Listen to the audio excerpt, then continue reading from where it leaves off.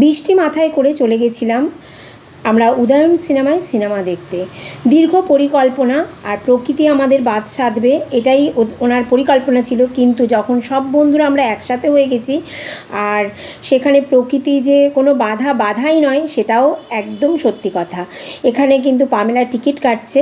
সত্যি কথা বলতে বাড়ি থেকে বেরোনোর পর ঝমঝমিয়ে বৃষ্টি শুরু হয়েছিল, ভেবেছিলাম যে আদতেও আমরা পৌঁছাতে পারবো কিনা। যাই হোক, সাকসেসফুলি টিকিট কাটা হয়ে গেছে। এরপর চা নেওয়ার পালা।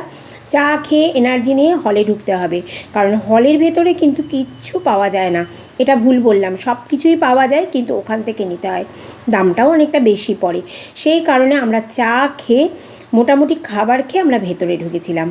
এখান থেকে নিয়ে নিলাম এগরোল নিয়ে হলের সামনে দাঁড়িয়ে খাওয়া দাওয়া করে তারপর আমরা হলে ঢুকেছিলাম। আর হলে জানো তো পুরো চেকিং করে কিন্তু হলের ভেতর ঢোকানো হয়, সুতরাং ব্যাগে করে তুমি যে কিছু নিয়ে যাবে সেটা নেওয়ার উপায় ছিল না। যাই হোক, চুপি বলে রাখি কি নিয়েছিলাম আমরা। আমি আমের পকোড়া করে নিয়ে গেছিলাম, আর আমাদের সোমা লজেন্স আর বাদাম নিয়ে গেছিলো। সেটা আমাদের কিন্তু হাফ টাইমে বসে খাওয়া হয়েছিল। ইন্দ্রদীপ দাশগুপ্তের এটা চিত্রনাট্য পরিচালনা করেছেন উনি। ভীষণ সুন্দর একটা সিনেমা।